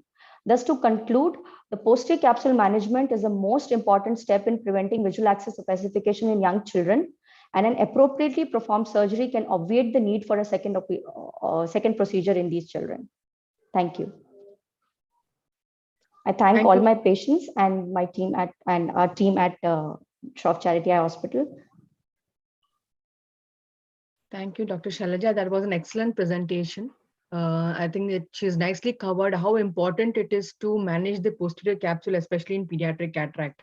Because most of the times we see that in children who are less than 6 or 7 years, still the posterior capsule has not been managed, and or the posterior capsular, capsulotomy is much smaller in size and requiring for the need of a second intervention. And sometimes parents don't even follow up for the second intervention, and the child is still left with visual axis opacification and with visual impairment.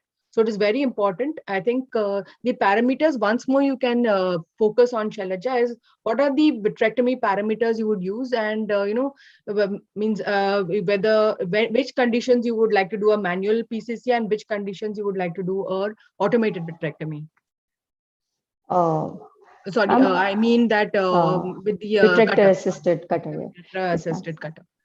Yes, ma'am. So, ma'am, in most of the cases, wherever possible, a manual PPC I would prefer, because it gives a well-rounded edges and IL implantation, and you can create a opening that you desire of your size. However, if at all, if somebody is not well versed with the technique, even an even a cutter PPC is good enough, as long as it clears the visual axis and gives you an automated vitrectomy, clears up the vitreous. For the automated vitrectomy, the size of the parameters would be, ma'am, cut rate would be a 900 above. It depends upon the machine. I mean, better machines, you can keep it up to 2000 or 5000 also, and use the machine. I mean, it depends on the, and of course, the cases where the plaques are there, where you cannot do a manual PPC, there you may have to do a cutter PPC. Very thick plaques do not come out with the cutter also. That's the problem. Yeah, sometimes you have to open up it with the vitrectomy, with the retinal scissors. And you can just make a open cutting with the retinal scissors and then extend your, because some of them do not come with the 23 gauge cutter. We have to use a better, bigger gauge cutter for the thicker plaques. Yeah. Also, while cutting the thicker portion, we can reduce the cut rate, because in that allows us to cut the membranes. So important is to put the lens in the bag, and that prevents the opacification. Very nice presentation. So any comments? There is a question for you. Till what age group should we perform primary posterior rhexis with anterior vitrectomy? Less than 6 years of age. It is, I mean, we follow that in less than 6 years of age. We have to perform this procedure because the PCO rates are very high. Older than that also we can do it, especially if you think that the child will not cooperate for a yak capsulotomy, or if there is a nystagmus which will not allow for a yak capsulotomy, or children who, I mean, same thing, like, children who are little special children who cannot cooperate. Those are the things, situations where I would do it in an older child as well. Yeah. Thank you, Shailaja. Very well presented. Yeah, thank you. I think we'll go to the next talk. I think Dr. Julie. Dr. Julie is there. Yeah. Julie is our glaucoma consultant at Dr. Shroff Charity Hospital, and she will be giving a talk on challenges in management of pediatric glaucoma. Julie, you can share your screen. Yeah. I think pediatric glaucoma is the next challenging thing in pediatrics. So I'm sure Julie will help us solve this issue too. Ma'am, can you request Dr. Parul to present now, because I'm having some trouble opening. Okay. Just log in with something. I think we'll go on to our next talk before Dr. Julie can arrange her presentation. I think the most important thing which I have now realized over the last many years is good anesthetist, good anesthesia. I think without it, we cannot do pediatric child eye care, because, especially when we go to our satellite centers, we realize more and more how important it is to have a good anesthesia setup and a good, anesthetist helping us do these surgeries very smoothly. So I would like now Dr. Parul, our chief anesthetist, to speak on anesthesia for pediatric ocular surgeries. Dr. Parul?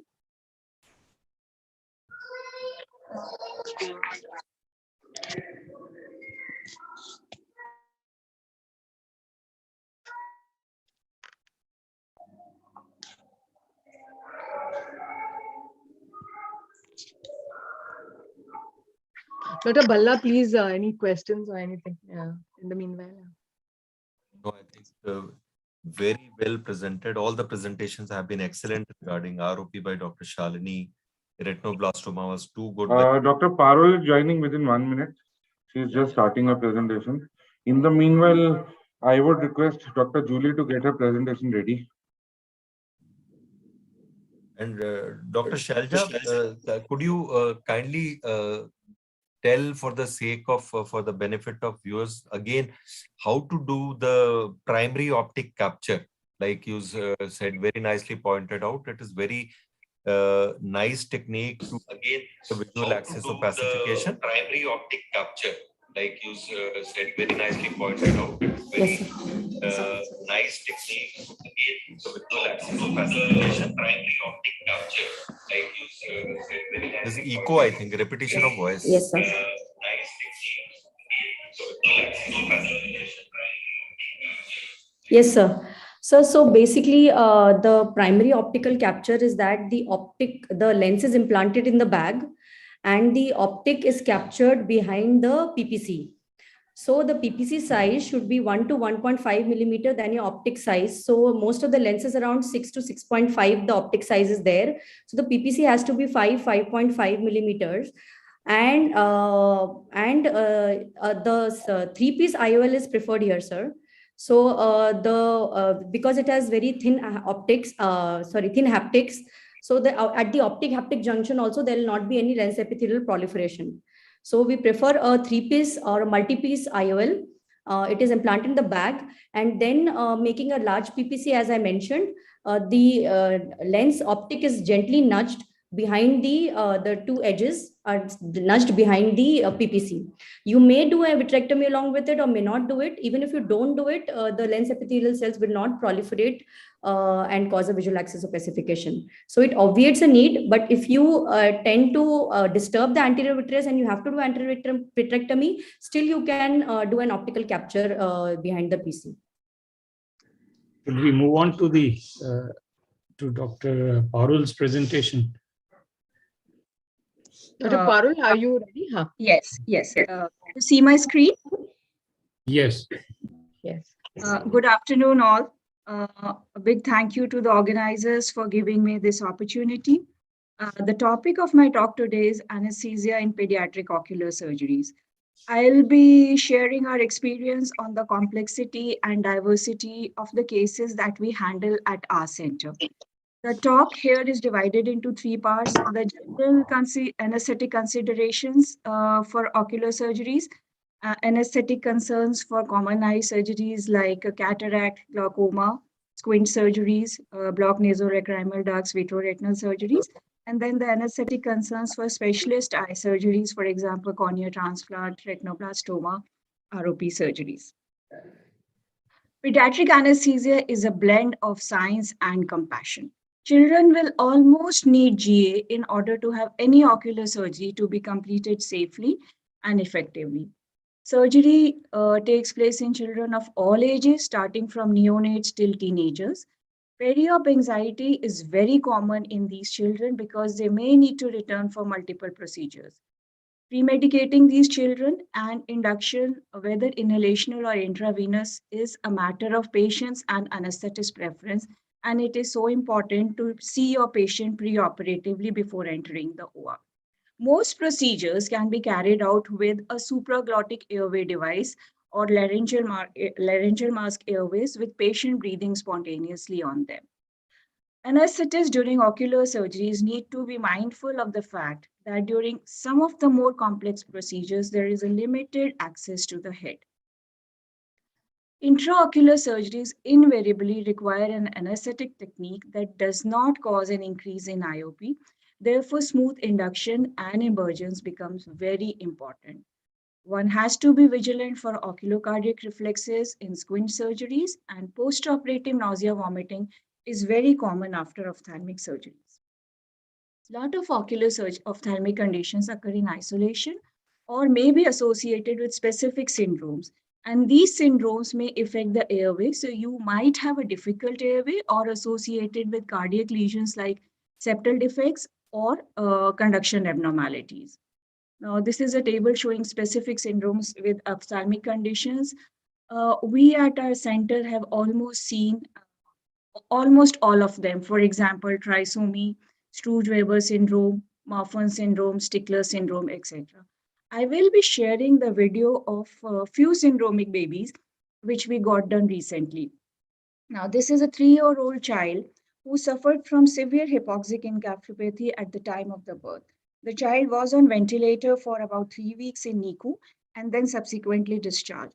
The child had severe mental retardation and had delayed milestones, as we could see that there was no head holding even at 3 years of age, and he needed support to stand up. There was hypotonia in all the limbs.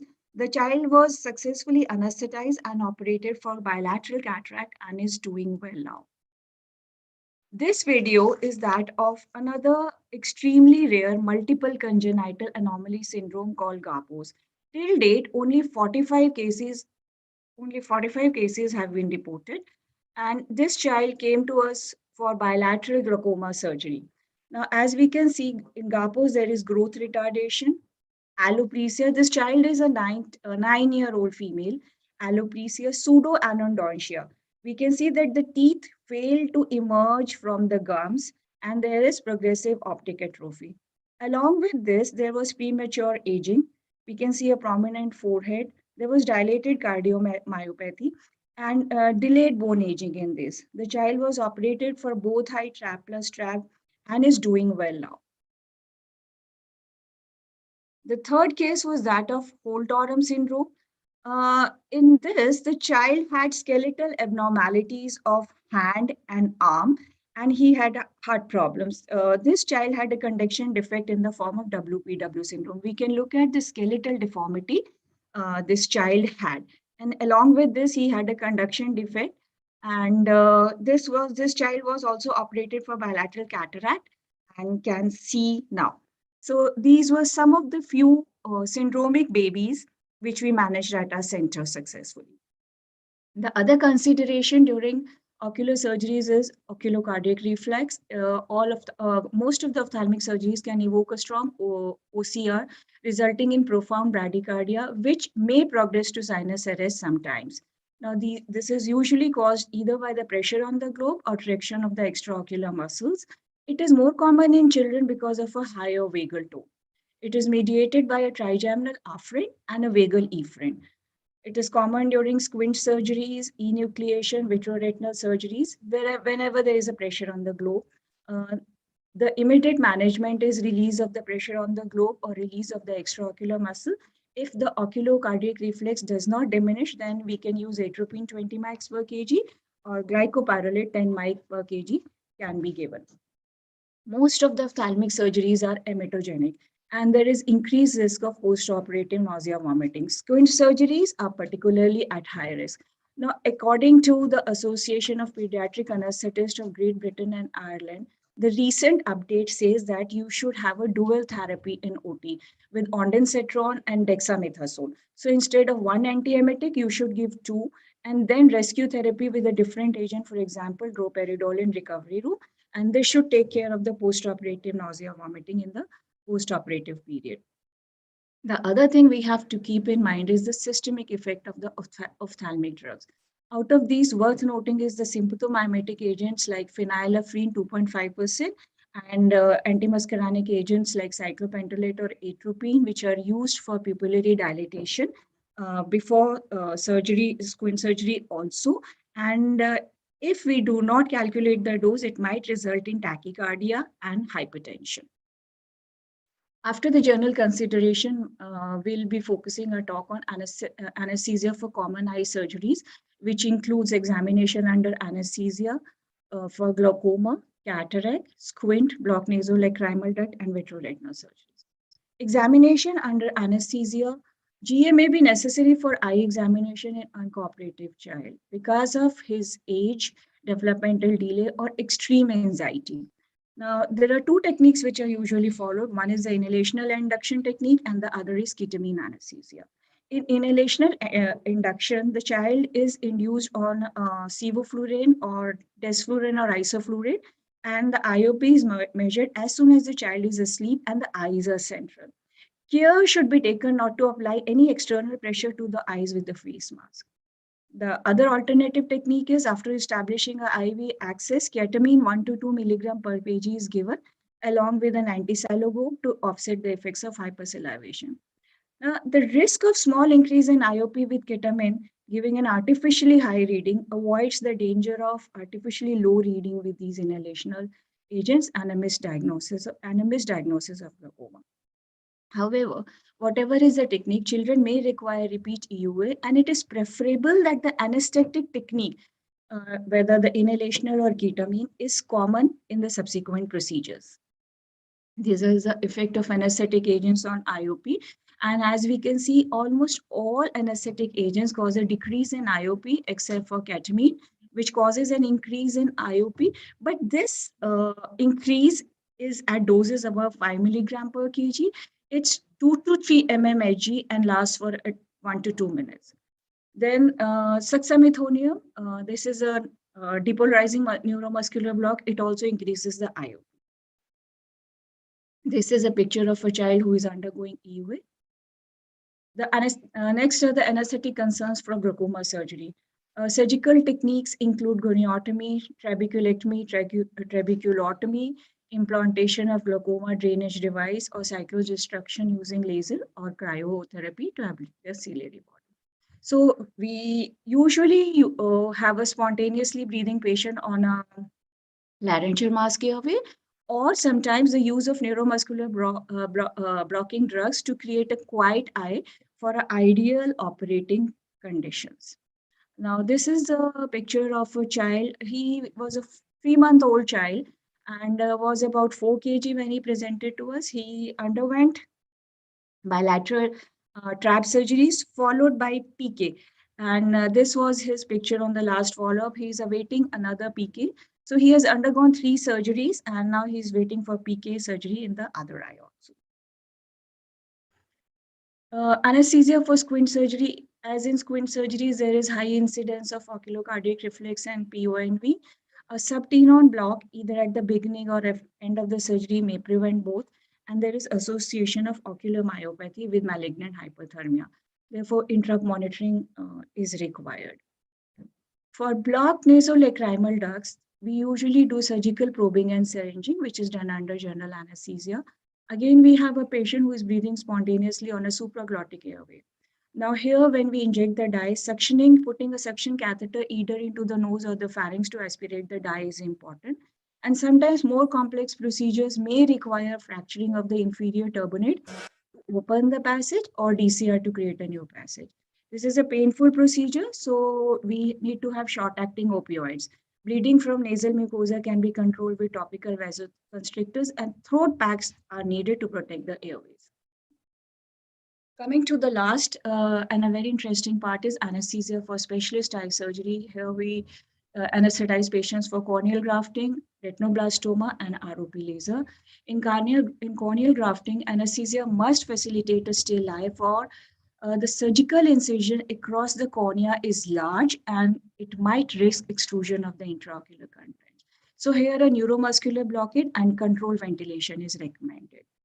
Next is retinoblastoma. Retinoblastoma, most common intraocular malignancy in childhood and represents 1% of the tumors in infancy. Children may require GA for multiple eye examinations, local therapies including laser photocoagulation, cryo, plaque irradiation, and sometimes enucleation also for advanced unilateral disease. This is the picture of a child who is undergoing EUA for diagnosis of RB. We can see the white reflex here. Now this is again, after going multiple EUAs, the child also starts cooperating. We can see a child who had received chemotherapy and is being given induction of anesthesia with inhalational in a friendly manner. Now, this is the picture of a child who has had an advanced disease and he presented to us during the lockdown. Face mask ventilation was really difficult in this patient because half of the tumor was covering the face, and the tumor would bleed as soon as we touch the as soon as it was touched. So a bone marrow aspiration was done in this child after proper positioning. LP was done, And then this child underwent surgical excision followed by multiple chemotherapies, plaque irradiations, and this is the picture of the child at the final follow-up. Now he has a younger sibling also who is also affected by RV and is undergoing periodic examinations for the same. Then is the retinopathy of prematurity. Improvements in neonatal care and reductions in mortality in very preterm infants have led to a significant increase in the incidence of ROP. Treatment options at our center includes cryo, laser photocoagulation, and anti-VEGF monoclonal antibodies. As shared by Dr. Shalini, we have done about 66 lasers for ROP and about 18 anti-VEGF monoclonal antibodies have been given. Anesthetic concerns related to the known complications associated with prematurity includes respiratory, cardiovascular, neurotoxicity, hypothermia, and hypoglycemia. So for hypothermia, we usually have giraffe infant warmers where the temperature is usually kept above 25 degrees Celsius, and for hypoglycemia, an isolated pee drip is started. This is a setup of the OT where we are doing the ROP lasers for the preterm infants. So the key points here are ophthalmic conditions requiring surgery in children are very common. Ophthalmic surgeries can elicit oculocardiac reflex and is associated with high incidence of postoperative nausea, vomiting. The technique should minimize any increase in IOP, particularly in glaucoma surgery and traumatic eye injuries. With improved neonatal care, there are increased number of premature and ex-premature infants that require ophthalmic surgery. I would like to end my talk with a big thank you to the entire anesthetic team at Shroff. Without them, it won't have been possible to take such a wide spectrum of cases. And we continue to strive for being the center of excellence for anesthesia for pediatric ocular diseases in the near future. Thank you.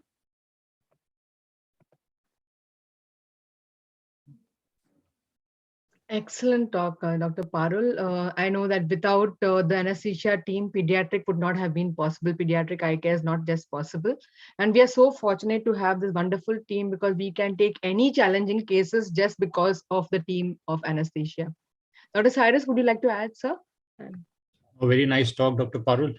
I was just wondering, some of the cases you mentioned who have fairly advanced cardiac problems along with that in the children, do you sometimes have to associate a sort of a cardiologist or somebody or a pediatric cardiologist to be with you in some of these cases where the cardiac situation may be unstable?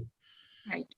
So we have an in-house pediatrician, and also we talk to the pediatric cardiologist, and we have a tie-up with the pediatric cardiologist there, and we do send the child for their comments, and then the child is taken up with full safety.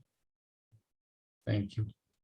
In fact, sir, we have a series of patients. We have done about 18 to 20 patients of these children who had ocular surgeries with congenital heart defects. That would be very challenging. No, and the cardiologist has not called into the OR. Sir was asking. Called into the OR, but cross is taken from the cardiologist for optimization, if any required from their side. Any children with epilepsy, any guidelines you have? Because many children do come with epilepsy and then we are not able to take them up for surgery. Any guidelines like for routine surgeries, any epileptic child who is undergoing a routine surgery, cataract or glaucoma, a period of 4 weeks is required, symptom-free period. Whatever is the last day of episode, the treatment should be started. And when the treatment is started, a period of symptom-free period of 4 weeks is recommended. If this child is coming for an emergency surgery, eye threatening, so we have to take due risk consent, start him on IV phenytoin, and then take up the case.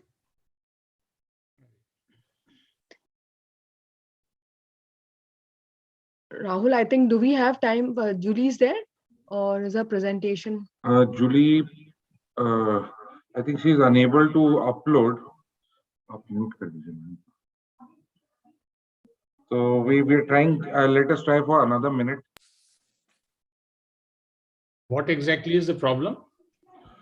I think she's got a new Apple, so that the system preferences is not allowing. So another 1 minute, she's on it actually. Our IT guy is also on it. Just 1 more minute. Bhageshwar, can you just help? If her presentation is loaded and she can, it can be played from other end and she can just speak up. No, she's not able to do that actually. Okay.